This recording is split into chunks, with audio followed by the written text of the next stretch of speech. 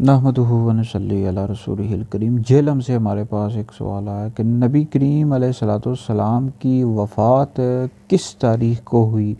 तो इस हवाले से जी मेरा फ़तवा भी मौजूद है। फ़तवा इंशाल्लाह सोशल मीडिया पर, व्हाट्सएप और दीगर जगहों पर शेयर कर दूँगा।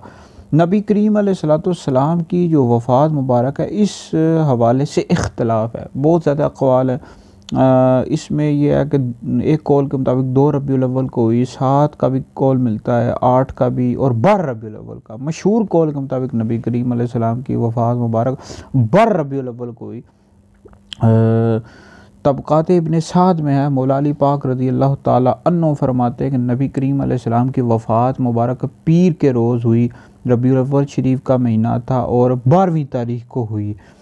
तो लिहाजा ये इसमें चूँकि इख्तलाफ है, लेकिन मशहूर कौल के मुताबिक नबी करीम अलैहिस्सलाम की जो वफ़ात है 12 रबीउल अव्वल को हुई है। तो अब जो लोग कहते हैं कि जो है ना, जिस तारीख़ को नबी करीम अलैहिस्सलाम की वफ़ात हुई तुम उस रोज़ खुशियाँ क्यों मनाते हो। और भाई खुशियाँ इस वजह से मनाते हैं कि नबी करीम अलैहिस्सलाम की विलादत का महीना है और शरीयत ने 3 दिन से ज़्यादा सो करने से मना किया है।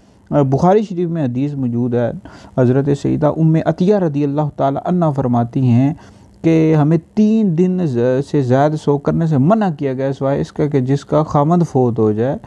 तो खामद फ़ौत हो जाए तो वो 4 महीने 10 दिन सो करेगी, बाकी 3 दिन से ज़्यादा सो करने से रसूलुल्लाह सल्लल्लाहु अलैहि वसल्लम ने मना किया है। तो लिहाजा इस शरीयत में सो करना मना है। तो लिहाजा वफ़ात का गम नहीं मनाया जाएगा, बल्कि विलादत की खुशी मनाई जाएगी।